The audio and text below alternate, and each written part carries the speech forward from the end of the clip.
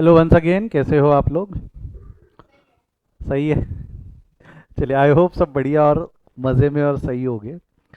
Class, आज जो मैं आपको कुछ टॉपिक पढ़ाने वाला हूँ, they are bit related to theory, but theory questions हमारे को इंस्टीट्यूट पूछ सकती है। तो we should be aware of that, we should be aware of that, plus साथ साथ में ये कंसेप्ट हमको आगे के चीज़ें समझने में भी हेल्प करने वाली है। मैंने कल आपको हिंट दिया था आज हम क्या पढ़ने वाले हैं। मैंने आपको बोला था what are the branches of accounts. पहला क्वेश्चन पूछा था मैंने, branches of accounts. Can anyone help me with that? What are the branches of accounts? Branches क्या क्या, अकाउंट्स के ब्रांचेस क्या क्या? Anyone? Anyone with the branches of accounts, can you help me with that? हाँ जी, yes और no? Branches of account? No?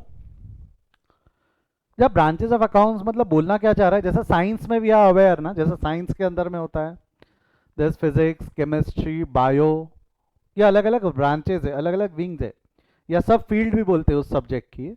उसी तरह अकाउंटेंसी है सब field. Can you help me with that? क्या क्या है ब्रांचेस ऑफ अकाउंट्स? ये Shruti? Yes, there are three branches of accounting. There are three branches of accounting. One is financial, another is cost, and the last is management accounting. बहुत बढ़िया। कुछ बच्चे हैं जिन्होंने जवाब दिया, गुड, जिन्होंने चार्ट में भी लिख रखा है। There are three branches of accounting. Then one is financial accounting, another is cost accounting, and the last one is management accounting. Now, can you help me with that? What do you mean by financial accounting? Financial accounting मतलब क्या? Financial accounting is done, financial accounting is done. हम जो financial accounting करते हैं, भाई accounting क्यों कर रहे हो आप? रिकॉर्ड्स क्यों मेंटेन कर रहे हो आप? फाइनेंशियल रिकॉर्ड्स क्यों मेंटेन कर रहे हो? भाई पहला पर्पज है to know profit and loss, कि भाई धंधे में फायदा हुआ या नुकसान हुआ वो तो पता चले। इतनी मेहनत करके अकाउंटिंग किया, इतनी मेहनत करके debit credit and whatever we have done it, तो हमने ये किया क्यों? So that we can able to know the profits and loss, हमको पता चले प्रॉफिट एंड लॉस। ये फाइनेंशियल अकाउंटिंग में पता चलता है।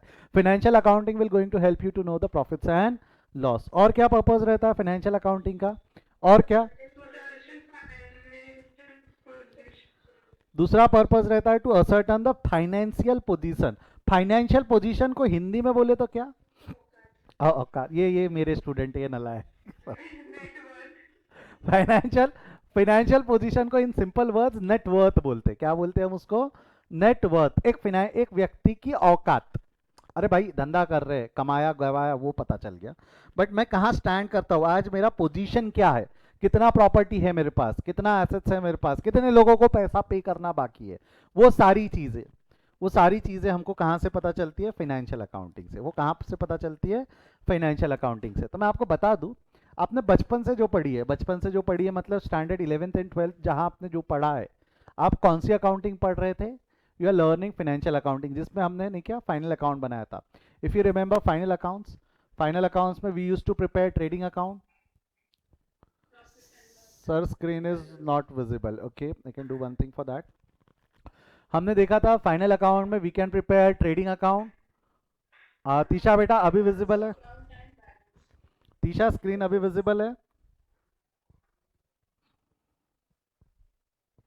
अगर विजिबिलिटी का इशू आ रहा होगा तो एक बार साइन आउट करके, नहीं लॉग आउट करके लॉग इन करिए, हो सकता है वो आपके नेटवर्क का इशू हो। विजिबल है? Am I visible?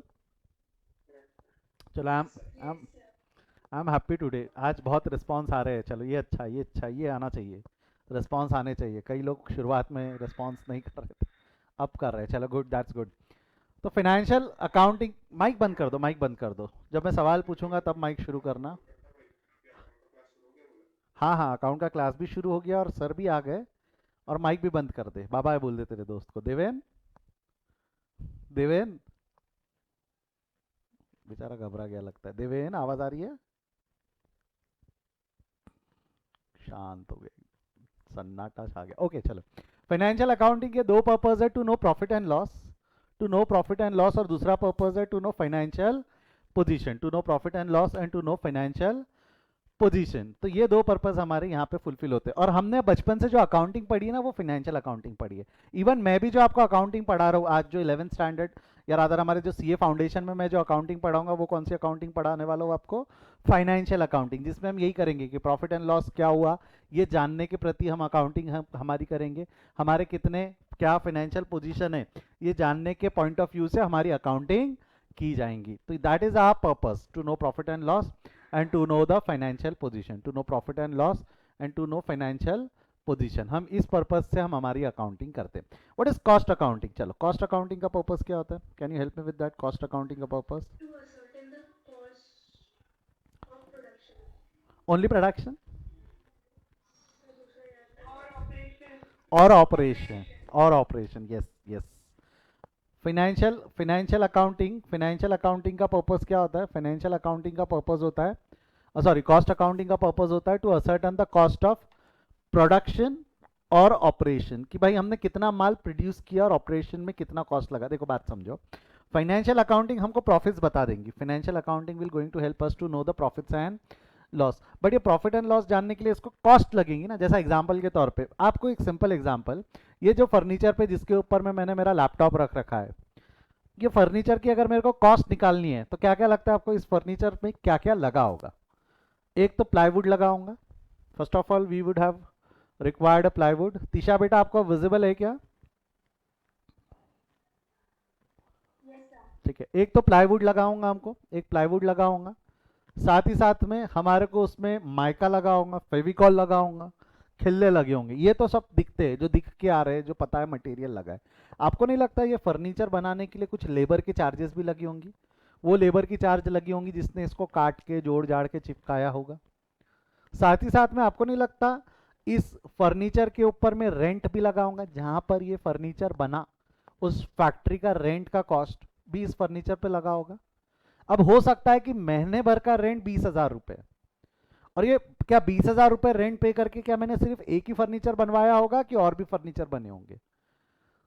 अब वो 20,000 का rent has to be allocated over all the furniture which was produced in that particular month.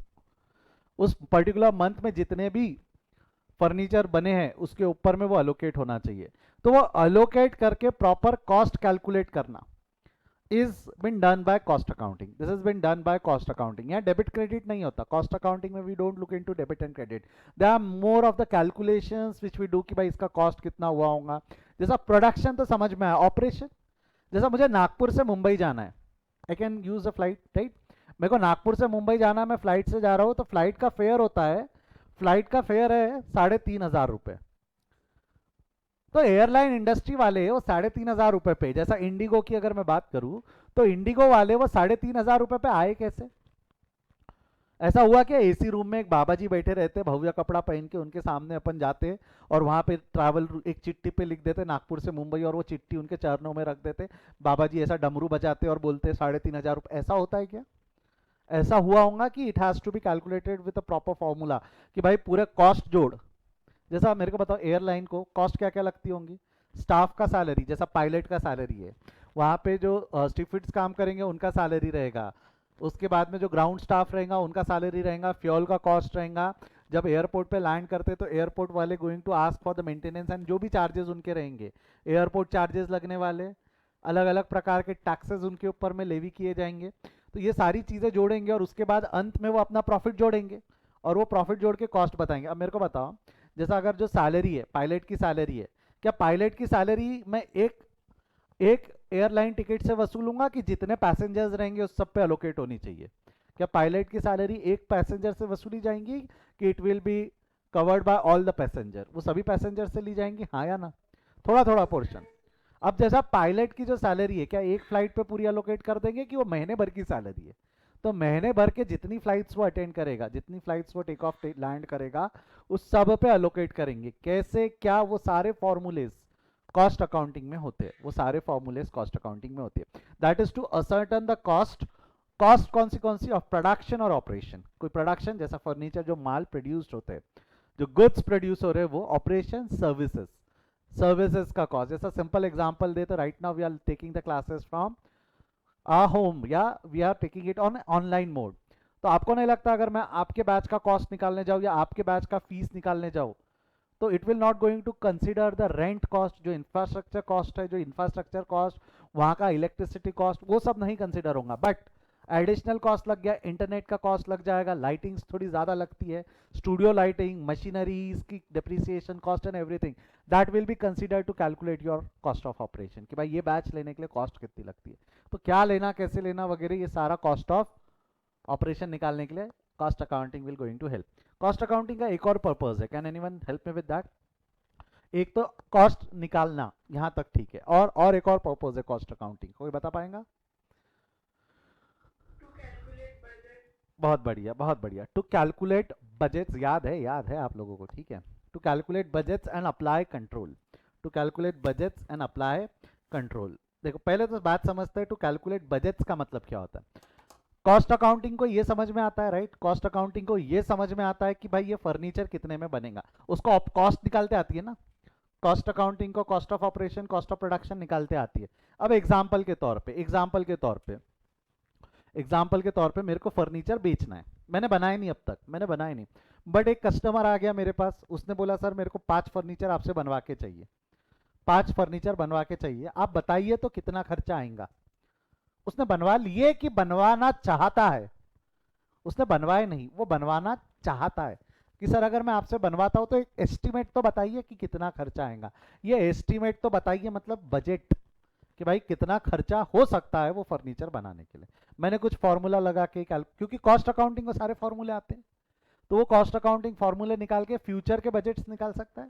देखो बात समझो, cost of operation, cost of production ये हो चुके हैं, उसका कैलकुलेशन है, बजट्स ये खर्चा हो चुका है कि होने वाला है, बजट्स मतलब ये खर्चा हो चुका है कि होने वाला है, होने वाला है। तो होने वाला खर्चे में क्या क्या खर्चा, क्या क्या कॉस्ट लगने वाला है, होने वाले में क्या क्या खर्चा, क्या क्या कॉस्ट लगने वाला है, उसका कैलकुलेशन, उसका कैलकुलेशन करना, उसको कैलकुलेट करके निकालना इज बजट, उसको कैलकुलेट कर पाना, क्योंकि cost accounting knows the formulas कि कैसा अलोकेट करना है, कितना प्रोपोर्शन में किस पे अलोकेट करना है ना, everything that cost accounting is well aware of. तो वो कॉस्ट अकाउंटिंग वो सब निकालते हुए, वो सब लेते हुए आपको कॉस्ट कैलकुलेट करके देगा, आपको वो कॉस्ट कैलकुलेट कर कर देगा। कंट्रोल का मतलब क्या होता है, what is to apply control? Apply control, simple example लेते हैं, ये फर्नीचर का एग्जांपल लेते हैं। मान लो मैंने बजट बनाया, मेरे को लगा कि 5,000 रुपए में वो फर्नीचर रेडी हो जाएगा, मेरे को लगा कि 5,000 रुपए में वो फर्नीचर रेडी हो जाएगा, ये मेरा बजट था। बट जब मैंने इस पर स्पेंड करना चालू किया तो मेरे एक्चुअल खर्चे 7,000 रुपए लग गए। क्या लगता है आपको, कम लगे कि ज्यादा लग गए? ज्यादा लग गए, तो 2,000 रुपए ज्यादा लग गए, ये अच्छी बात है बुरी बात है? दैट्स बैड ना, दैट्स बैड, ठीक है। तो ऐसा क्यों हुआ, 2,000 रुपए के खर्चे क्यों लगे? इसका दो ही कारण मेजर हो सकता है, दो कारण क्या हो सकता है, या तो प्रोडक्ट की कॉस्ट बढ़ गई होंगी, जब हमने बजट बनाया तब कॉस्ट अलग होंगी, अब हमने जब खर्चा किया, क्योंकि बजट आज की तारीख में बना है, खर्चा कल होने वाला है, हो सकता है ना कल कॉस्ट बढ़ जाए, वो एक कारण हो सकता है, चलो मान लिया ये हमारे कंट्रोल में नहीं था। या दूसरा कारण ये हो सकता है ना कि आपका ये बजट ही गलत बना होगा, दूसरा कारण यही हो सकता है ना कि आपने बजट ही गलत बनाया होगा, फॉर्मूले ही गलत वापरे होंगे, आप 10 साल पुरानी कॉस्ट के बेसिस पे बजट निकाल दिए होंगे, हो सकता है। तो वो कारण ढूंढो, उसको ओवरकम करो, उसको हटा दो, that is applying control, that is applying control, कि दोबारा ये गलती नहीं होनी चाहिए। ये समझा, बजट बनाना और उस पर कंट्रोल लगाना ये कॉस्ट अकाउंटिंग का काम है, बजट बनाना और उस पर कंट्रोल लगाना ये कॉस्ट अकाउंटिंग का काम है। ये समझा यहाँ तक, यस और नो, हाँ या ना? ठीक है। अब मेरे को एक चीज बताओ, मैं एक सवाल पूछ रहा हूँ, एग्जाम्पल के तौर पे हमारा बजट था 5,000 का, अब हमारा फर्नीचर मान लो 3,000 रुपए में बन गया, तो मेरे को बताओ ये अच्छी बात है बुरी बात है? This is good, right, this is good, this is also bad. बात समझो, कि सर पैसे बच गए ना, सर पैसे बच गए, एक बात समझो, बात समझो, अगर आपने बजट निकाला है 5,000 रुपए का, तो आपने आपके कस्टमर को सेलिंग प्राइस शायद 1,000 का प्रॉफिट जोड़ के 6,000 रुपए दी होंगी, 1,000 का प्रॉफिट जोड़ के 6,000 रुपए दी होंगी। अगर आपको पहले ही पता रहता कि आपको 3,000 रुपए लगने वाले, तो आपने सेलिंग प्राइस 1,000 रुपए का ही प्रॉफिट जोड़ के 4,000 दी रहती। अब उसने अगर देखा रहता कि आपकी सेलिंग प्राइस कम है, तो चांसेस क्या है, आपको ऑर्डर, बल्क ऑर्डर मिल सकता था ना। आपका बजट गलत बनने की वजह से आपका जो प्राइस गया ये भी तो गलत गया ना, वहीं अगर आप सही बजट बनाते तो आप सही प्राइस कोट कर पाते। ठीक है पैसे बच रहे हैं, आप बोल रहे हो सर पैसे बच गए तो फायदा हो गया, बेटा बात समझ, ये कभी खर्चा हुआ ही नहीं, तो फायदा कैसे? तूने बजट गलत दिया, हो सकता है तेरा ऑर्डर ही कैंसिल हो गया होगा, तेरे को ऑर्डर ही नहीं मिला होगा, बजट दे दिया 6,000, वो बाजू की फर्नीचर की दुकान पे गया, बाजू की फर्नीचर वाले ने सही कैलकुलेट किया और उसने प्राइस कोट किया 4,500। आपके पास आएगा कस्टमर कि बाजू वाली दुकान को ऑर्डर देके चला जाएगा उसने? तो क्या हुआ, ये अच्छी बात है बुरी बात है?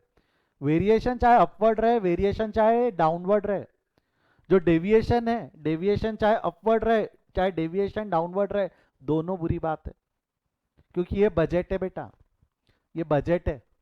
बजट में वेरिएशन ज़्यादा नहीं आना चाहिए, चाहे वेरिएशन अपवर्ड रहे डाउनवर्ड रहे, दोनों समय हमको कंट्रोल लगाना पड़ता है, दोनों समय हमको कंट्रोल लगाना पड़ता है, जानना पड़ता है कि कारण क्या है, कि हमारा बजट और एक्चुअल में डिफरेंस क्यों है, ताकि वो डिफरेंस हम ओवरकम करें, वो डिफरेंस हमारा दोबारा ना आए, ताकि हम दोबारा जब बजट बनाए, दोबारा जब हम एस्टिमेट कस्टमर को दें तो वो गलत ना हो, वो हमारी बेवकूफ़ी या हमारी गलती की वजह से ऑर्डर कैंसिल ना हो। ये हमको ध्यान रखना होता है, ये हमको ध्यान रखना होता है। आई होप आपको समझ में आया, यस और नो, हाँ या ना, पक्का श्योर? बढ़ो आगे यहाँ से, ठीक है। What is management accounting? What is management accounting? Management accounting का काम क्या है?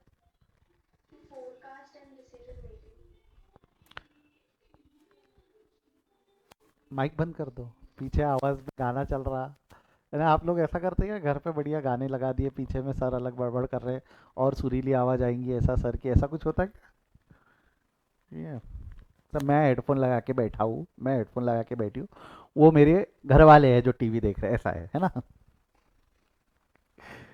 ठीक है ठीक है, चलता है, चलने दो मजे लो इसके भी, ठीक है। मैनेजमेंट अकाउंटिंग का पर्पस है to forecast and decision making. Forecast का मतलब होता है भविष्य जानना, आगे क्या होगा वो जानना, क्योंकि हमको डिसीजन जो लेना है वो आने वाले समय के लिए लेना है। तो हम क्या करते हैं, जो पास्ट रिकॉर्ड जो हमको फाइनेंशियल अकाउंटिंग से, कॉस्ट अकाउंटिंग से, ये लोग ने पास्ट में रिकॉर्डिंग की है ना, उसने प्रॉफिट एंड लॉस जानने के लिए, फाइनेंशियल पोजीशन जानने के लिए, इसने cost of operations and production जानने के लिए, तो इनके बेसिस पे we are going to take our future decision. Simple एक एग्जांपल के तौर पे, सिंपल एक एग्जांपल के तौर पे अगर मैं आपको बताऊं तो किस तरीके के डिसीजंस लिए जाते हैं। मेरे को एक चीज बताओ, जो छतरी आती, छतरी, छाता, छाता मैन्युफैक्चर करने के, छाता मैन्युफैक्चर करने के सबसे अच्छा टेन्योर कब रहेगा, बारिश के बाद कि बारिश के पहले? छाता कब मैन्युफैक्चर होना चाहिए, बारिश के बाद या बारिश के पहले?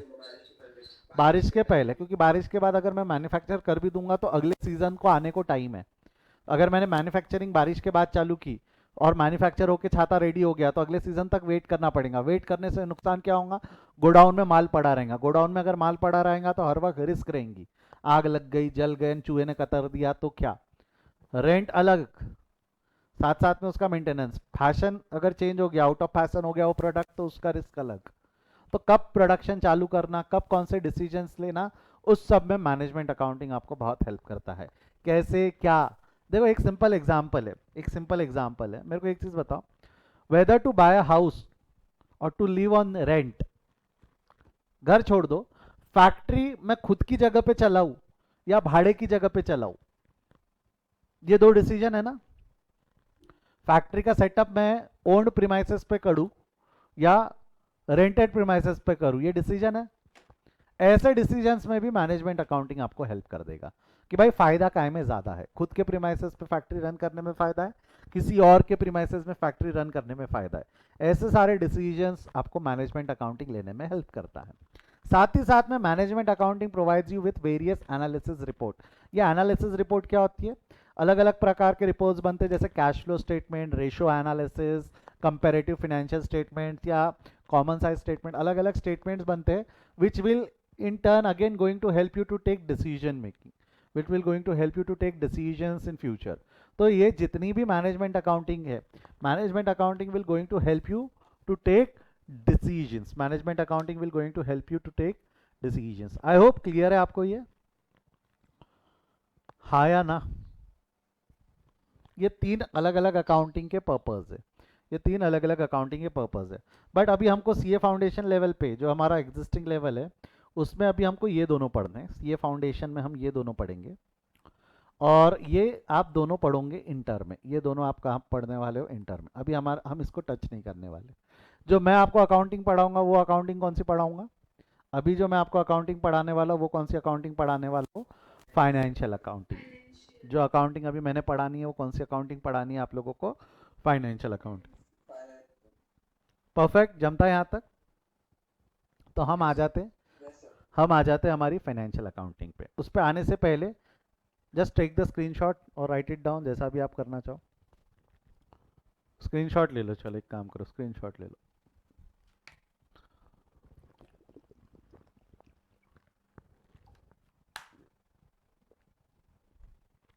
ले लिया है? ठीक है, जो रिकॉर्डेड मोड में देख रहे होंगे, अगर वो इंक्रिप्टेड प्लेटफॉर्म पे देख रहे होंगे हमारे, तो स्क्रीनशॉट लेने में उनको प्रॉब्लम जाती है, तो आप लोग ऐसे टाइम पे पॉज करके लिख लीजिए आखिरी। जो रिकॉर्डेड मोड में देख रहे हैं, लाइव वाले you can easily take screenshot, ठीक है, आप लोग ले सकते हो आराम से। अब मैं आगे बढ़ता हूँ। जैसा कि हम जैसा बात कर रहे थे, हम जो अकाउंटिंग हमारे सीए फाउंडेशन कोर्स के दौरान पढ़ने वाले, दैट इज फाइनेंशियल अकाउंटिंग, जिसका पर्पस है to know profit and loss and to know financial position. मेरा एक सिंपल सवाल है, मेरे को एक चीज़ बताओ, प्रॉफिट एंड लॉस जानने के लिए कौन सी चीज़ों को कंपेयर करना पड़ेगा? कौन सी चीज़ों का कंपैरिजन करना पड़ेगा कि भाई इसको प्रॉफिट बोलते, इसको लॉस बोलते? कब बोल पाओगे? Don't you think you are going to compare income and expenses? Simple है, इनकम ज़्यादा एक्सपेंस कम तो प्रॉफिट, एक्सपेंस ज़्यादा इनकम कम तो लॉस। तो प्रॉफिट एंड लॉस जानना है तो we should know our income and expenses, कि कितनी इनकम है और कितने एक्सपेंसेस है। और whereas to know financial position, financial position जानने के लिए क्या पता होना? फाइनेंशियल पोजीशन यानी नेटवर्थ, औकात। नेटवर्थ बोल लो, औकात, क्या पता होना चाहिए? बहुत बढ़िया, assets and liabilities. Assets and liabilities ये पता होनी चाहिए। Sir now what do you mean by income, what do you mean by expense, what do you mean by assets, what do you mean by liabilities? इन चारों terms के meaning क्या है वो अभी हम पढ़ेंगे। इन चारों टर्म्स के मीनिंग क्या है मुझे पता है, आप लोगों ने पढ़ रखे होंगे, मुझे पता है, इसलिए मैं आपसे आंसर्स भी एक्सपेक्ट करूंगा। आप लोगों से मैं आंसर्स एक्सपेक्ट करूंगा कि भाई इसका मतलब क्या है। Let's start with very first question, what do you mean by assets? What do you mean by assets? You can try, yes you can try. जितना पता है वो फेंक के मारो, रखना नहीं रखना वो तो मेरे ऊपर है, सही गलत टेंशन नहीं लेना, घबराना नहीं, बिल्कुल जो पता है वो बता दो। एसेट्स मतलब क्या? Come on, you can start.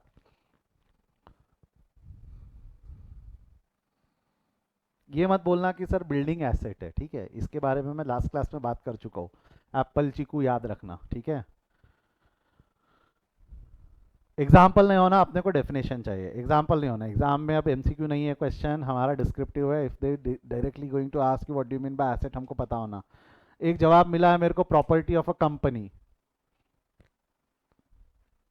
Property of a company will become an example ना बेटा, वो डेफिनेशन थोड़ी हुई। एक है जो भी बेनिफिट देते फ्यूचर में, ठीक है आप सही हो। ओन्ड प्रॉपर्टी, ओन्ड प्रॉपर्टी थोड़ा सा गलत है, थोड़ा सा गलत है वो, थोड़ा नहीं बहुत ज़्यादा गलत है वैसे वो। Goods and services which is consume, बेटा दिव्यांजलि आप एक्सपेंस की डेफिनेशन बोल दिए हो, ठीक है। श्रुति रुक जाओ, कंट्रोल कंट्रोल कंट्रोल कंट्रोल, बाकियों को मौका दो, मेरे को पता है आप बता दोगे, आप चैट में लिख दो जब तक के, ठीक है। बहुत बढ़िया अल्फिया, बहुत बढ़िया बहुत बढ़िया। कुछ भी रिसीवेबल जिन्होंने लिखा है वो अधूरी डेफिनेशन है। कुछ भी, एनीथिंग विच इज रिसीवेबल, ये अधूरी डेफिनेशन है। बहुत बढ़िया सुचित। थिंग्स और person of value which helps in future, ठीक है, वी कैन से कुछ हद तक कि आप सही हो Riya, good. Anything from which future benefit is derived, anything नहीं, ठीक है, अधूरी है, डेफिनेशन अधूरी है। Good try, good try. Anything from which future benefit is receivable, good try, good try, ठीक है, अच्छा ट्राई किया आपने, अच्छा ट्राई किया, एकदम कोई बहुत ही बह नहीं गया भावनाओं में, ये अच्छी बात है, कहीं यहीं यहाँ का वहाँ का इधर नहीं गया, that's good that's good that's good. चलो मैं बताऊँ अब, मैं बताऊँ द एक्चुअल डेफिनेशन एसेट का, जो एग्जाम में लिखने पे नंबर पा पाओगे आपसे। ध्यान दो मैं क्या बोल रहा हूँ, ध्यान दो ध्यान दो। एसेट्स मतलब क्या होता है? एसेट्स मतलब anything, assets are those things by using them which generate income in future, okay, we can say that. But ये डेफिनेशन अधूरी है. एनीथिंग और receivable which is under the control of entity and future economic benefits can be derive. अब मैं एक चीज बता देता, मैंने कई बच्चों को गलत बोला जिन्होंने चैट में लिख रखा था. ज्यादातर बच्चे कंसंट्रेट ना सिर्फ थिंग्स पे कर रहे हैं, ज्यादातर बच्चों का कंसंट्रेशन ना सिर्फ थिंग्स पे. ये वाला पोर्शन बहुत कम बच्चों ने लिखा है. तो जिन बच्चों ने सिर्फ थिंग्स थिंग्स लिख रखी थी, मैंने उनको बोला कि आप अधूरी डेफिनेशन लिख रहे हो. अधूरी क्यों? क्योंकि आपने एसेट का एक ही एस्पेक्ट कवर किया था, दूसरा एस्पेक्ट कवर नहीं किया था. तो आई होप जिन्होंने सिर्फ थिंग्स पे कंसंट्रेट किया था उनको गलती समझी. एक वर्ड बच्चों ने यूज किया था owned. The owned word is wrong, the correct word is control. Owned नहीं, कंट्रोल. मैं बताऊंगा एक एक के मीनिंग्स में समझाऊंगा. आप लोगों ने जो डेफिनेशंस लिखी थी उसको गलत क्यों बोला था मैं पहले वो समझा रहा हूं. और कई लोगों ने ना फ्यूचर बेनिफिट या इनकम वर्ड वापरा था. You will have to also write economic. Economic. अब मैं मीनिंग समझाता हूं. अब मैं पूरी डेफिनेशन का मीनिंग बताता हूं. ये की वर्ड्स है, अगर आपने ये वर्ड्स छोड़े ना तो नंबर नहीं मिलते. फिर हम इंस्टीट्यूट को गाली मारते हैं कि वो मार्क्स नहीं देती क्योंकि की वर्ड्स छोड़ दिया आपने.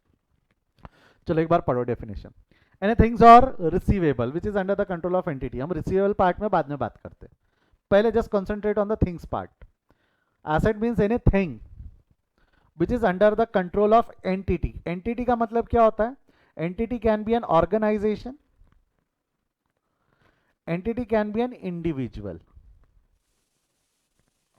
एंटिटी एक ऑर्गेनाइजेशन हो सकती है या एंटिटी एक इंडिविजुअल पर्सन हो सकती है. जे एग्जांपल के तौर पे let's talk about that camera. जो मेरे सामने कैमरा लगा हुआ है, that camera is a thing, yes और no? Come on help me with that. That camera is a thing, yes और no? That camera is a thing. That camera is a thing. Is it under my control? Is it under my control? मैं जब कैमरे को जैसा command दूंगा क्या वो camera वैसा कमांड परफॉर्म करेगा या नहीं करेगा? देखो मैं जैसे जैसे कैमरे को कमांड दे रहा हूँ क्या वो कैमरा वैसा फंक्शन परफॉर्म कर रहा है या नहीं कर रहा है? तो क्या is it under my control, हाँ या ना? क्या ये कैमरा मेरे कंट्रोल में है? Is it under my control? तो it is under my control. And future economic benefits can be derive. Economic benefit मतलब उसको यूज करके भी मैं कमा लूं तो चलेगा. जरूरी नहीं है उसको बेच के ही कमाऊं, जरूरी नहीं है मैं कैमरा बेच के कमाऊं. बट क्या कैमरा यूज करके मैं कमा पा रहा हूं क्या? By using that camera I am able to take the classes और बदले में आप लोग मुझे ट्यूशन फीस दोगे. तो don't you think that tuition fees वो कैमरा बेच के कमाया मैंने कि यूज करके कमाया? That usage, that is economic benefit. देखो बेनिफिट बोल दिया या फ्यूचर बेनिफिट बोल दिया तो उसका मतलब क्या निकल के आता है कि बेच के कमा रहे हो. But economic benefit you can earn by using that, you can earn by using that. तो वो कैमरा मेरे लिए क्या बन गया? वो कैमरा मेरे लिए क्या बन गया? मेरे लिए कृष्णा के लिए वो कैमरा क्या बन गया? Don't you think that camera is an asset? That camera is an asset, yes और नो? एक और एग्जांपल लेते. यहाँ लाइट्स लगे हुए. Light those are thing. Light those are thing. क्या वो लाइट्स मेरे कंट्रोल में है क्या? जब मैं कमांड दूंगा लाइट को बंद करने का, शुरू होने का, जैसे मैंने कमांड दिया बंद करने का, बंद हो गए. मैं मेरे हिसाब से उसको बंद चालू कर सकता हूं. जब मैं उसको बंद बोल रहा हूं बंद चालू चालू बराबर है. तो क्या वो लाइट्स मेरे कंट्रोल में है क्या? Those are the things, yes those are things. Are they under my control, yes और no? Yes that's under my control. और क्या उसको यूज करके मैं फ्यूचर इकोनॉमिक बेनिफिट डिराइव कर पा रहा हूं क्या? हाँ, क्योंकि अगेन स्टूडियो में लाइट लगे हुए, लाइट मेंटेन है, मैं क्लासेस ले पा रहा हूँ और क्लासेस ले रहा हूँ तो बदले में मुझे ट्यूशन फीस मिल रही है. Same will go with this furniture जिसके ऊपर मैं ये लैपटॉप रखा हुआ है. ये फर्नीचर इज अ थिंग मेरे कंट्रोल में. मैं जब तक अलाउ नहीं करूंगा किसी को ये स्टूडियो में आने का नहीं, तब तक के क्या वो फर्नीचर और कोई यूज कर पाएगा क्या? तो that furniture is under my control. That furniture is under my control. Future economic benefit again bye using that I can earn. Bye using that I can earn. That's my future economic benefit. जो Domino's का furniture है, जो Domino's का furniture है क्या वो मेरे लिए एसेट है क्या? डोमिनोज के रेस्टोरेंट में जो फर्नीचर है क्या वो मेरे लिए एसेट है क्या? नो. देखो देखा जाए तो दैट डोमिनोज के furniture is a thing. That Domino's का furniture is a thing. But is it under my control? क्या वो मेरे कंट्रोल में है क्या? वो कृष्णा का एसेट नहीं है. वो डोमिनोज के लिए एसेट हो सकता है, वो डोमिनोज के लिए एसेट हो सकता है. बट क्या वो मेरे लिए एसेट है क्या? क्या वो मेरे लिए एसेट है क्या? नहीं. वो डोमिनोज के लिए एसेट हो सकता है but that's not an asset for me. Domino's can earn by that furniture. Future economic benefit भी है डोमिनोज को. आप लोग जाके डोमिनोज में बैठकर खा सकते, ऑर्डर कर सकते, they will going to earn from that. तो this is the definition of asset. Even this cash, ये जो करेंसी नोट है, don't you think this currency note is a thing? ये करेंसी नोट एक वस्तु है. Is it under my control? मैं जब चाहूँ जहां चाहूँ वैसा स्पेंड कर सकता हूँ इसको. अभी ये मेरे पास है तो ये मेरे कंट्रोल में है ना. तो is it under my control? हाँ, ये मेरे कंट्रोल में. फ्यूचर इकोनॉमिक बेनिफिट क्या है? इसको स्पेंड करके I can satisfy my demand. अरे समोसा ही खा लिया, that's my economic benefit. Desire satisfaction is economic benefit. Economics में पढ़ा है हमने, satisfaction of desire, satisfaction of, अरे हाँ या ना, डिमांड सप्लाई में पढ़ोगे, नहीं पढ़ा है तो you are going to learn that. तो that is also my economic benefit. तो कैश भी मेरे लिए क्या है? कैश भी मेरे लिए क्या है? एसेट है. कैश भी मेरे लिए क्या है? एसेट है. ठीक है, जमता है यहां तक? यस और no? Now let's concentrate on the second part, receivable things. समझ गए ना? Let's concentrate on receivable part. Receivable part, चलो एक एक एक एक एग्जाम्पल है. यहाँ दीपक खड़ा है, यहाँ दीपक है, यहाँ दीपक है, ठीक है. हम सब ने मिलके दीपक को 10 लाख रुपए दिए. हमने दीपक को क्या दिए? 10 लाख रुपए दिए. आपको नहीं लगता वो 10 लाख रुपए दीपक से रिसीवेबल है? हाँ या ना? वो 10 लाख रुपए हमको दीपक से रिसीवेबल है, ठीक है, रिसीवेबल है. क्या ये हमारे कंट्रोल में है? क्या दीपक से जो पैसा रिसीवेबल है, क्या ये हमारे कंट्रोल में है? क्या? हाँ, ऑफ कोर्स. मैंने अगर उसको पैसे दिए तो बताए भी होंगे कब वापस करना है, किस फॉर्म में. मैंने लोन दिया है उसको, कब वापस करना है, कितने इंस्टॉलमेंट्स में वापस करना है, कब कब कैसा कैसा पैसा देगा, चेक में देगा, कैश में देगा, किसको देगा, ये सब बताया है. ये मेरे कंट्रोल में. मैं जब उसको बोलूंगा तब उसको पैसे देने भी होंगे. तो it is under my control, it is under my control. और फ्यूचर इकोनॉमिक बेनिफिट क्या है भाई? वो उसके ऊपर में इंटरेस्ट देने वाला है, वो बदले में उसके ऊपर में मेरे को क्या पे करने वाला है? इंटरेस्ट. तो don't you think that receivable जो लोन गिवन है, दैट रिसीवेबल है, that's our receivable, that is our asset, that is our asset. Yes और no? That is our asset. अब कई बच्चों ने ना डेफिनेशन में लिखा था एनीथिंग विच वी ओन्ड. क्या मैं दीपक को ओन करता हूं? क्या क्या दीपक को मैं ओन करके रखा हूं? क्या जवाब दो. दीपक अकाउंट मेरा एसेट है, बट क्या मैं दीपक को ओन करके रखा हूं? क्या दीपक क्या मेरा गुलाम है क्या बेटा? तो आप वर्ड जो बदल देते हो अकाउंट्स में, बहुत खतरनाक है. वर्ड यहाँ पे ओन्ड नहीं है, वर्ड यहाँ पे क्या लिखा हुआ है? कंट्रोल. वर्ड यहाँ पे क्या लिखा हुआ है? कंट्रोल. ओन नहीं, ओनरशिप नहीं, कंट्रोल इंपॉर्टेंट है. क्योंकि you can not own a person ना. रिसीवेबल तो कोई पर्सन से ही होंगे. जैसा एग्जांपल के तौर पे आपसे आपसे जो ट्यूशन फीस रिसीवेबल है, आप स्टूडेंट से ट्यूशन फीस रिसीवेबल है. हमें अपने फर्स्ट इंस्टॉलमेंट से एग्जांपल के तौर पे 10,000 रुपए भर दी, स्टिल 20,000 रुपए still receivable, 20,000 is still receivable. तो don't you think that 20,000 is our receivable? हमारे लिए रिसीवेबल है, हमारे क्लासेस के लिए रिसीवेबल है. क्या ये हमारे कंट्रोल में? इंस्टॉलमेंट्स की डेट्स हमने डिफाइन करके दी कि पहला इंस्टॉलमेंट अब भरोगे, दूसरा इंस्टॉलमेंट तब भरोगे, तीसरा इंस्टॉलमेंट तब भरोगे. जो भी इंस्टॉलमेंट्स है वो डेट्स दी हुई है आपको. और फ्यूचर इकोनॉमिक बेनिफिट क्या है कि अगर आपको क्लासेस पसंद आते हैं, you are going to recommend to your friends and will have new admissions in the upcoming batches and everything, right? That's our future economic benefit. ये जो आप हो वो हमारे एकेडमी के लिए क्या कहलाए जाते हैं? डेटर्स, कस्टमर्स जो होते हैं, कस्टमर्स. जो फंड्स कस्टमर्स से रिसीवेबल है उसको अकाउंटेंसी या कॉमर्स के भाषा में डेटर्स बोलते हैं. हम उसको क्या बोलते हैं? हम उसको डेटर्स. जो पैसा रिसीवेबल है कस्टमर्स से उसको क्या बोलेंगे हम? डेटर्स. उसको क्या बोलेंगे हम? डेटर्स. क्लियर है यहां तक? हाँ या ना?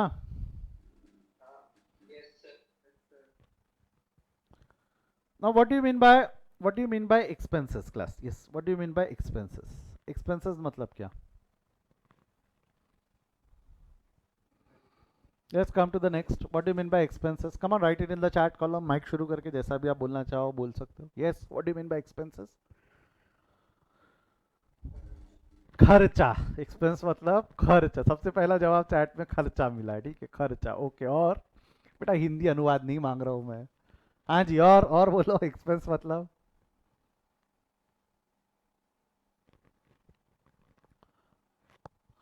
ओके, बहुत बढ़िया दिव्यांजलि, बहुत बढ़िया. एक्सपेंस मतलब क्या? Outflow of money. एक जवाब मेरे को मिला, आउटफ्लो ऑफ मनी. एक जवाब मिला है मनी स्पेंड. लिखूं चलेगा इसको? Money spend. Outflow of money को सिंपल वर्ड्स जो समझ में आता है बच्चों को, मनी स्पेंड. यारो, और श्रुति गुड, सत्यम गुड, सुचित गुड, परिमल नॉट गुड। नाम पढ़ लिया मैंने, एक्चुअली मेरे को लगा तूने सही लिखा होगा। Cost incurred to run day to day activity, थोड़ा सा गलत है। Good Alfiya. Cost of something in monetary value, नहीं।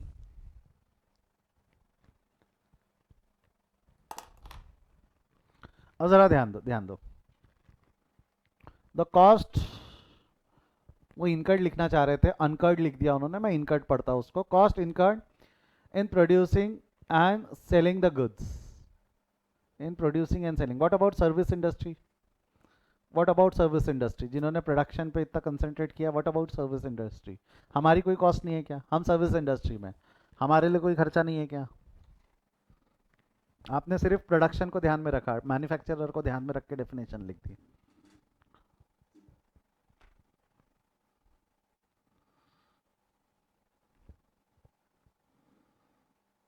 चलो आ जाओ, बताओ, मैं बताओ। जो मेजर डेफिनेशन मिलती है, एक मिलती है मनी स्पेंड, या एक मिलती है पेमेंट, ठीक है। दो मेजरली मिलता है कि जब हम पैसा देते तब हमारा खर्चा होता है, जब हम पैसा देते तब हमारा खर्चा होता है। Are you guys up for a story? आप एक स्टोरी सुनना चाहोगे क्या? Are you guys up for a story? बताओ, एक कहानी, एक किस्सा बताता हूँ मैं, एक किस्सा बताता हूँ अभी। लास्ट वीकेंड की बात है क्लास, लास्ट वीकेंड की बात है। अभी दिवाली चल रहा था, दिवाली का टाइम था, बढ़िया घर पे बैठे थे, घर पे बैठे थे और खुद को समय दे रहे थे। आपको पता है क्या क्लास, इंसान जब ये सोचता है कि वो घर पे शांति से अकेला बैठेगा, खुद को समय देगा, सबसे ज़्यादा मेहमान तभी आते हैं। माई वाइफ वॉज, वो अपने घर गई थी, मम्मी पापा से मिल के आती, मैं बोला तू जा, मेरे को शांति रहेंगी, बढ़िया। मैं बैठा था घर पे, समय टीवी देखते हुए बैठा था, खुद को समय दे रहा था। वो एक आपका सीजन है, कौन सा, बिग बैंग थियरी देख रहा था, राइट? कुछ 12वीं 13वीं बार बिग बैंग थियरी बैठ के देखा है। इट्स लाइक कि वो थोड़ा सा ऐसा दिमाग शांत करने के बहुत काम आता है। तो मैंने वो बैठ के देख रहा था, मेहमान आया, घर का डोरबेल बजा। जब कोई आता है ना, तो मैं जब पट से टीवी चैनल चेंज कर देता हूँ, मेरे को फिर ऐसा लगता है लोग जज करते जब ये देखते, तो ठीक है।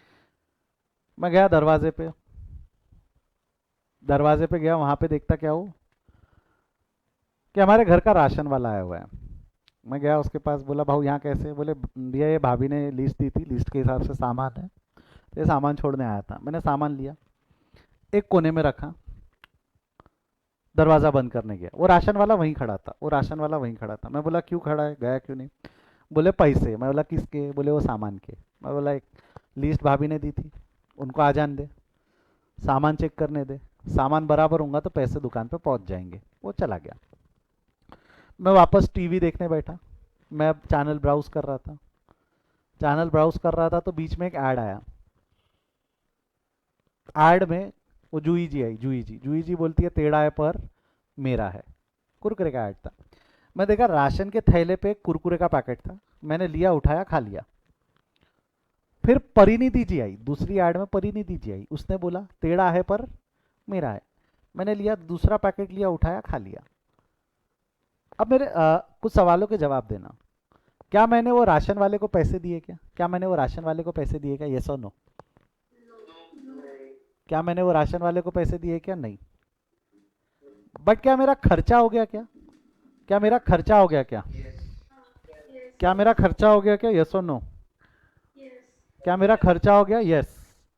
दो महीने उसको पैसे नहीं दिए, 2 महीने उसको पैसे नहीं दिए, बट क्या मेरा खर्चा हो गया क्या? तो खर्चा पैसा देते वक्त होता है क्या? खर्चा कभी भी पैसा देते वक्त नहीं होता, क्योंकि मैंने पैसे नहीं दिए उसके बाद भी मेरा खर्चा हुआ। एक्सपेंसेस का मतलब क्या होता है? एक्सपेंसेस मतलब एनी गुड्स और सर्विसेज, एनी गुड्स और services which are consume. Important ये है कि उसका कंजम्पशन होना चाहिए। Payment is not important. अरे दे आर मेनी एक्सपेंसेस जिसके पैसे नहीं दिए, पेमेंट नहीं किया बट खर्चा है, पेमेंट नहीं, because we have consume that goods and services. हम ये नहीं बोल सकते कि अब जा हम पैसा नहीं देंगे, अब जा हम पैसा नहीं देंगे, ऐसा नहीं बोल सकते। मैंने खा लिया, मैं चाहकर भी कुरकुरे वापस नहीं कर पाऊंगा उसको, मैं चाहकर भी उसको कुरकुरे वापस कर पाऊंगा क्या? तो खर्चा कब होता है, पेमेंट के वक्त की कंजम्पशन के वक्त? It's at the time of consumption, ये गुड्स के लिए। What about services, what about services? जैसा मेरे यहाँ पे एक एम्प्लॉय काम करता है, वैभव नाम का एक एम्प्लॉय मेरे यहाँ काम करता है। जैसे ही नवंबर का महीना खत्म हुआ, आपको नहीं लगता उसकी सर्विसेज इनकर्ड हो गई? अब मुझे उसे चाह कर भी मैं डिनाई नहीं कर पाऊंगा, मुझे पैसा देना पड़ेगा। अरे जैसा ही नवंबर का 30 तारीख आ गया, आपको नहीं लगता मेरा खर्चा हो गया? नवंबर का 30 तारीख जैसे ही आ गया, वो मेरा खर्चा हो गया उसकी सर्विसेज, क्योंकि मैंने उसकी। अच्छा, कंजम्पशन का मतलब मैंने क्या बैठ के खाया क्या? मैंने उसकी सैलरी यानी उसका उसका उसको बैठ के खाया क्या मैंने? नहीं। कंजम्पशन मतलब यूज। अगर मैंने उससे बेनिफिट निकाल लिया, उसके सर्विसेज अगर यूज कर लिए, तो that's my expense, that's my expense. तो एक्सपेंसेस आर एनी गुड्स और services which are consumed, expenses are any goods और सर्विसेज विच आर कंज्यूम। जो कंज्यूम हो गई वो खर्चा है, जो कंज्यूम हो गई वो खर्चा है, जो अभी भी कंजम्पशन जिसका बाकी है वो अभी भी हमारे लिए खर्चा नहीं। कंजम्पशन इज इंपॉर्टेंट है, payment is not. Consumption is important, payment is not. आपको एक सिंपल लॉजिक बताता, आप लोगों ने अभी 12th 11th 12th इतना डिटेल में पढ़ा है। आप लोगों ने मशीनरी अकाउंट पढ़ा है ना, मशीनरी अकाउंट। मशीनरी कौन सा है? मशीनरी क्या है, एसेट है या एक्सपेंस है? Why? Because this is a thing which is under the control of entity and future economic benefit can be derive. आपको याद है कि आप मशीनरी पे डिप्रिसिएशन चार्ज करते थे, कभी आपने सोच के देखा क्या डिप्रिसिएशन क्यों चार्ज होता है? मशीनरी पे डिप्रिसिएशन चार्ज किया ना हमने, कभी सोच के देखा क्या क्यों चार्ज होता है? आप मेंटेनेंस का कॉस्ट, तो रिपेयर्स क्यों अलग से अकाउंट बनता है? रिपेयर्स अकाउंट अलग से बनता है या नहीं बनता है? बनता है। रिपेयर एंड मेंटेनेंस अकाउंट अलग से बनता है, तो फिर डिप्रिसिएशन क्यों चार्ज किया? तो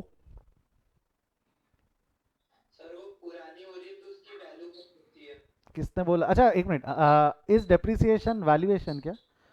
वैल्यूएशन का काम हमारा है कि इंजीनियर्स का है? Valuation is been done by chartered accountant और एन इंजीनियर। एक मशीनरी की लाइफ कितनी है, उसका वैल्यू कितना है, मार्केट में क्या वैल्यू पे बिक सकती है, एक चार्टर्ड अकाउंटेंट को अच्छे से पता रहेंगी कि एक इंजीनियर को ज़्यादा अच्छे से समझेगा? इंजीनियर। तो क्या हमारा काम वैल्यूएशन का है क्या? हम उसका वैल्यूएशन कर सकते हैं क्या? We are not the valuers. एक चीज़ समझो, depreciation is not charge, is not done for valuation. ये बहुत गलत है, ऐसा मत बोलो। डिप्रिसिएशन क्यों चार्ज किया जाता है पता है क्या? ये जो एसेट है जिसके फ्यूचर इकोनॉमिक बेनिफिट्स मिलने वाले हैं, जैसे जैसे आप उसमें से इकोनॉमिक बेनिफिट निकाल लेते हो, एसेट यूज कर रहे हो ना आप, over the period asset use कर रहे हो। जैसा अगर एसेट की लाइफ 5 साल है और 50,000 का एसेट है, तो 5 साल, हर साल आप 10-10 हज़ार का एसेट यूज कर रहे हैं ऐसा माना जाता है। और 10-10 हज़ार का आप एसेट हर साल कंज्यूम कर रहे हो। 10-10 हज़ार का एसेट आप हर साल कंज्यूम कर रहे हो, तो मतलब बेसिकली आपने एसेट को धीरे धीरे डिप्रिसिएशन चार्ज करके काय में कन्वर्ट कर दिया। एसेट पे धीरे धीरे डिप्रिसिएशन चार्ज करके काय में कन्वर्ट कर दिया रहता है आपने, एक्सपेंस में। बिकॉज अब मेरे को बताओ, डिप्रिसिएशन चार्ज करते वक्त मैंने कोई मनी स्पेंड किया हुआ है कि I have only consume the assets का सर्विसेज? क्या मैंने वो asset only consume? Everything is linked. सोच के देखो बस क्यों हो रही है ऐसी चीज़ है, तो आपको समझेगा। बट उसके लिए we should know the proper definition, नहीं तो फिर चल रहा है वैल्यूएशन ही करके बैठ जाओगे। वैल्यूएशन का काम हमारा नहीं है बेटा, बात समझो। That is the job of a engineer. हाँ, valuation of asset, valuation of security, securities मतलब शेयर्स, बॉन्ड्स एंड एवरीथिंग, ये सब हम कर सकते हैं, बट नॉट एसेट्स ना, नॉट एसेट्स समझो, उसमें इंजीनियर्स का एक्सपर्टीज रिक्वायर्ड है। तो आई होप आपको दोनों डेफिनेशन समझी, हाँ या ना? एसेट मतलब क्या होता है? एनीथिंग और receivable which is under the control of entity and future economic benefit can be derive. Expenses मतलब पैसा देते वक्त खर्चा नहीं है, कुरकुरे वाला एग्जांपल याद रखना। खर्चा पे करते वक्त नहीं होता, खर्चा कब होता है? At the time of consumption. खर्चा पे करते वक्त नहीं होता है, खर्चा कब होता है? At the time of consumption, at the time of consumption. Clear है यहाँ तक? ओ जी हाँ या ना? बढ़ू आगे, यहाँ से बढ़ू आगे। ठीक है, now let's come to the next. What do you mean by liabilities? What do you mean by liabilities? Liabilities मतलब क्या?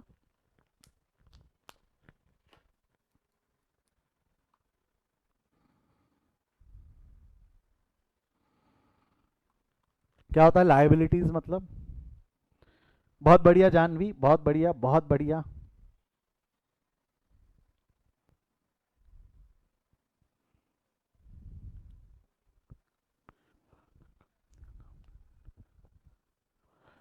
बहुत बढ़िया रिया, बहुत बढ़िया, पर बहुत बड़ी डेफिनेशन लिख दिया, मेरे को पढ़ने को ही टाइम लग गया।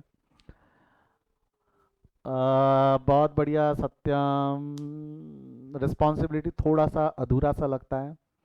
समथिंग अ पर्सन ओज, ठीक है। Anything which is payable, anything which is payable, anything which we owe to other, we are paid but yet to give services, anything which is payable. देखो simple terms में liabilities का मतलब क्या होता है? Anything which is payable, anything which is payable, जो भी payable है। जैसा एग्जाम्पल के तौर पे वो जो दीपक है, दीपक से हमें पैसा रिसीवेबल था। याद है एसेट का डेफिनेशन समझाते वक्त हमने दीपक को 10 लाख रुपए का लोन दिया था। दीपक से हमें पैसा रिसीवेबल था। आपको नहीं लगता वो पैसा दीपक के लिए पेएबल है? वो पैसा दीपक के लिए पेएबल है, हाँ या ना? जो दीपक से पैसा हमको लेना है, वो दीपक से पैसा हमारे लिए रिसीवेबल है, हमारा एसेट है। बट वो दीपक के लिए क्या हो गई? वो दीपक के लिए क्या हो गई? पेबल। पेबल यानी लाइबिलिटी। जो दूसरा एग्जांपल लिया था, आपसे जो 20,000 रुपए का ट्यूशन फीस, जो 20,000 रुपए का बैलेंस ट्यूशन फीस हमारे लिए रिसीवेबल है, आप लोगों के लिए पेएबल है, यस और नो? वो जो 20,000 रुपए का tuition fees is still outstanding which is payable from you, payable for you. तो वो आप लोगों के लिए क्या है? आप लोगों के लिए क्या है वो, एसेट या लाइबिलिटी? आप लोगों के लिए लाइबिलिटी है, हमारे लिए एसेट है, बट आप लोगों के लिए लाइबिलिटी है। तो एनीथिंग विच इज पेएबल, आप इसको और ब्यूटिफाई कर सकते हो, an obligation to pay, या has to be payable, और because of any future uncertain event amount becomes pay, या जो भी है। इंपॉर्टेंट टर्मिनोलॉजी क्या है? Anything which is payable. जो पेएबल है वो हमारे लिए एसेट है, जो पेएबल है, सॉरी, जो पेएबल है वो हमारे लिए लाइबिलिटी है। Anything which is payable is liability, anything which is payable is liability. Clear है यहाँ तक? क्लियर है यहाँ तक, यस और नो? हाँ या ना? Anything which is payable is liability, anything which is payable is liability. बढ़ो आगे यहाँ से। Anything which is payable is liability. Now what do you mean by income? Simple है। What do you mean by income? Income मतलब क्या? What do you mean by income? Income मतलब क्या? Anything which is receivable. बेटा receivable तो assets है ना, receivable अगर है तो वो एसेट्स है। इनकम क्या? Inflow of money. बेटा एक बात समझो, जब मैंने आउटफ्लो ऑफ मनी को झटक दिया, आउटफ्लो ऑफ मनी जब एक्सपेंसेस में गलत है, तो इनफ्लो ऑफ मनी भी यहाँ गलत हो जाएगा ना। इनफ्लो ऑफ मनी जरूरी थोड़ी आगे वाले ने अगर एडवांस दे दिया होगा, आगे वाले ने एडवांस दे दिया होगा तो वो एडवांस है, जिसके बेनिफिट्स मुझे पेएबल हो जाएंगे, तो एडवांस लाइबिलिटी हो जाएंगी, इनकम कैसे होगी? Inflow of money is not income, inflow of money is not income, is not necessarily income. Money received after giving services, is it necessary कि पैसा मिल जाए? पैसा नहीं मिला तो क्या इनकम नहीं हो सकती क्या? अरे वो कुरकुरे वाला एग्जांपल याद रखो, मैंने खा लिए, मैंने खा लिए, मेरा खर्चा हो गया। आपको नहीं लगता जिस पॉइंट पे मेरा खर्चा हुआ, उस पॉइंट पे आगे वाले की इनकम भी हो गई? इकोनॉमिक्स में पढ़ा है ना, एक का खर्चा दूसरे की इनकम। एक का खर्चा तो जरूरी है कि पैसा दिया तभी इनकम होगी? देखो इनकम सिंपल शब्दों में बोला तो income is anything which is earned, income is anything which is earn, जो कमा लिया, और कमाना डिपेंड करेगा आगे वाले के कंजम्पशन पे। Anything which is earn, and earn will depend, that income will depend on the consumption of another. इसीलिए मैंने वर्ड यहाँ पे यूज किया अर्न। जो हम कमा लिए, जो हम कमा चुके हैं, जो हम कमा चुके हैं, जिस जब जैसी उसका खर्चा हुआ वैसी आपकी इनकम होगी, जैसी आगे वाले का खर्चा होगा वैसी आपकी क्या होगी? इनकम होगी।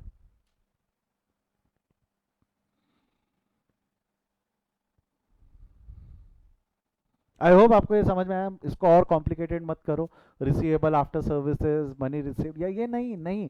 मनी एक तो घुसेड़ना ही नहीं, ज़रूरी नहीं है कि भाई पैसा मिले तो भी इनकम होती है। मैंने अगर आपको सर्विसेज दे दी, मेरी इनकम हो गई, मैं आपसे कभी भी पैसा फ्यूचर में मांग सकता हूँ। बट अगर मैंने सर्विसेज दे दी, मेरी इनकम हो गई, आपका खर्चा हो गया, उस पर साथ साथ में मेरी इनकम हो गई और मेरे रिसीवेबल खड़े हो गए और आपके एक्सपेंस हो गए और आपकी लाइबिलिटी हो गई अगर आपने पैसा नहीं दिया तो। Accountancy will always have two impact, पढ़ेंगे हम, डबल इफेक्ट्स होते हैं, ड्यूअल एस्पेक्ट प्रिंसिपल बोलते हैं। जब जर्नल एंट्री में आएंगे तब पढ़ेंगे, उस पर देखेंगे भी, तो it will always have a two impact. जमता है यहाँ तक? Income just keep it simple, just keep it low, ज़्यादा इसको कॉम्प्लिकेटेड मत करो, सिंपल वर्ड्स में बोलने का उसको, anything which is earn, income is anything which is earn. Come on right it down, लिख के रख लो इसको। कोई डाउट है तो पूछना।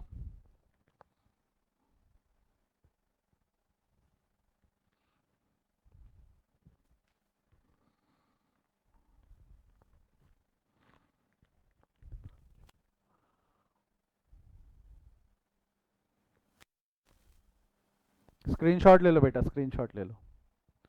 कोई डाउट नहीं है तो एक बार चैट में नो डाउट लिख दो। कोई डाउट नहीं है तो चैट में एक बार नो डाउट लिख दो।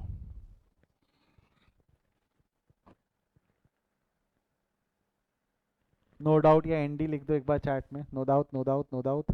लाइव वाले रुकना, आपसे मेरे को 1 मिनट बात करनी है। लाइव वाले रुकना, जाना मत, मीटिंग मत छोड़ना।